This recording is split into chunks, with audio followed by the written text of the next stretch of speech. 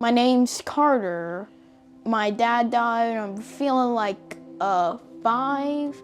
He died on the December 15th. No, he died. I mean, 25th. 24th, Christmas 24th. Eve.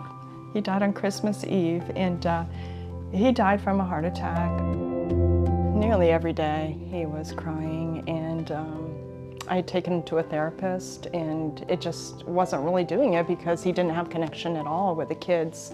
He would go to places, and we homeschooled, but he had other kids that he would interact with, like at church and things, and if he mentioned his dad was dead, then there was some ridicule from some of them, and he just didn't feel like he belonged, and it caused more crying. Carter would just tell everybody, you know, my dad died, my dad died. I'm like, oh, you know, but I think what he was looking for was just somebody to connect, somebody to understand what he was going through. When he got here, he said, you know, he was able to say, my dad died, and she says, my dad died too, and off they went, you know, no judgment, just acceptance and understanding, I know what you're going through. He was really funny. He was really nice. I miss that we played video games together. We have that Colors of Emotion chart we sometimes look to in group, don't we? Yes, ma'am. When you look at that right now, Carter, what are some emotions that you feel when you think about your dad? Sad, worried, lonely. Why lonely? Because it really feels lonelier without our dad, my dad. How could you describe loneliness? What does that feel like? Feels pretty sad. Well, Carter goes up to his class and he learns about his own grief. I meet with other parents, mostly mothers, but there are a few fathers, and we just let it go. I mean, the door's shut and we know it stays in that room, and we're able to just unpack. They start with the finding out where you're at on a scale from 1 to 10, so everybody wants to meet you where you're at, and I love that. You don't have to wear a face, pretend that you're over this, and they understand. So there will be days when, you know, I go in the bathroom and just sit and cry, and there's somebody there that, you know, most everybody there understands that. I once read something and it said, a widow is like trying to fold a fitted sheet. No one knows how. I have found out that you can't listen to other people about where you should be because it's just added stress. No, I shouldn't be over it at 2 years. You know, it's not a straight line that people are allowed to put me on.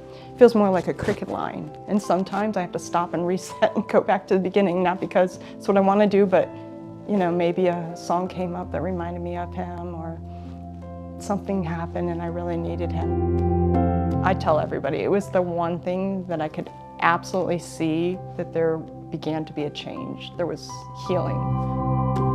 Since we've been coming here, he's a little bit more verbal, you know. I'm sad because, or I miss my dad because I miss him here, or I miss him there. It's just a little bit more like we have a good handle. So I think if we didn't have Valerie's house, we may still have confusion of, you're crying, but you just can't put your finger on it, and you know there's emotions, but you just can't really get them out.